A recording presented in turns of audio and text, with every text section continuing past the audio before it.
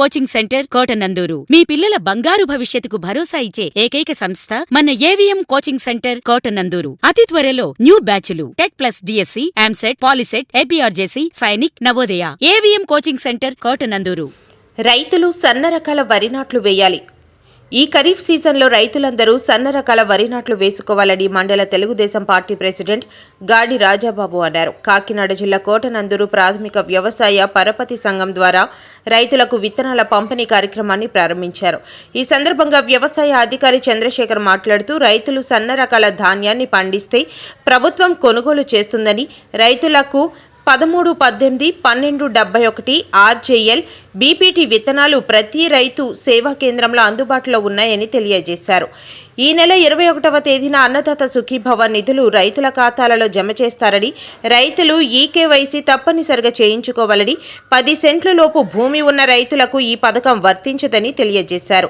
ఈ కార్యక్రమంలో అంకంరెడ్డి రమేష్, పెనుముచ్చు నాగేశ్వరరావు, దంతులూరి చిరంజీవి రాజు, వెలగ Venkatakrishna Rao, Vasam Nageswararao, Pothala Suribabu, Bodapati Satyanarayana, LSN Murthy, Chandaka Srinu, cooperative society CEO Alamanda Kondababu, ప్రత్యేక అధికారి ఎంవీఎస్ఏ సోమయాజులు, ఎలిశెట్టి వీరభద్రరావు, చప్ప అప్పలరాజు తదితరులు పాల్గొన్నారు.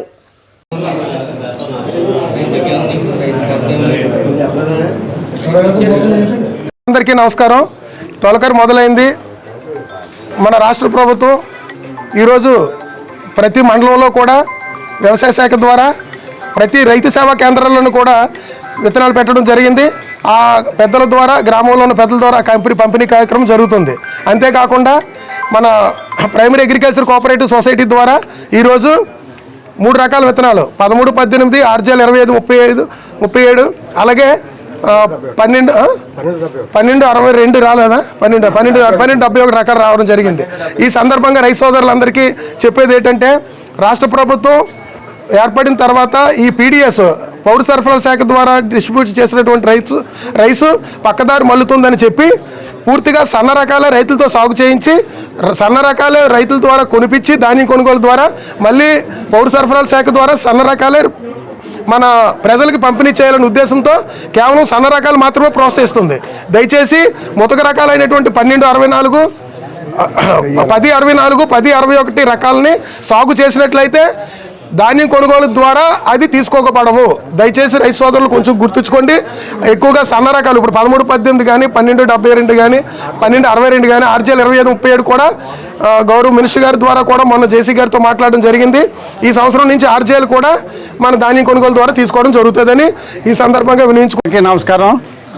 మరి ఈ రోజున విత్తనాలు పంపిణీ కార్యక్రమానికి ఈ కార్యక్రమంలో పాల్గొనడానికి మండల నాయకులు రాజబాబు గారు, రమేష్ గారు, మన సూరిబాబు గారు, అలాగే ఇక్కడికి విచ్చేసినటువంటి మా గ్రామ పెద్దలు, యువకులందరికీ కూడా నమస్కారాలు తెలియజేస్తూ, పెనుమంచి నాగేశ్వరరావు గారు, కాబోయే కోఆపరేటివ్ ప్రెసిడెంట్ గారు పెనుమంచి నాగేశ్వరరావు గారు కూడా ఉన్నారు. మరి ఇక్కడికి విచ్చేసినటువంటి మన గ్రామ పెద్దలందరికీ కూడా నమస్కారాలు తెలియజేస్తూ, మన గవర్నమెంట్ ఇస్తున్నటువంటి ఈ సన్న బియ్యం రేపు పొద్దుట మనకి సప్లై చేయాలనే ఉద్దేశంతో సన్నధాన్యం అనేది ఇప్పుడు విత్తనాలు అనేది పంపిణీ చేయడం జరుగుతుంది. ఇవే ఎక్కువ మంది వాడి రేపు పొద్దుట విత్తనాలు వేసి అవే ప్రభుత్వానికి తీసుకోవడం జరుగుతుంది. కాబట్టి రైతులందరూ తెలుసుకుని ఆ కార్యక్రమంలోని మొత్తం అందరూ కూడా ఈ సన్నధాన్యాన్ని విత్తనాలను తీసుకుని సన్నధాన్యాన్ని పండించి మరి ప్రభుత్వానికి మరి అందరందరిగా ఉంటారని రైతు సోదరులందరినీ కోరుతున్నాం.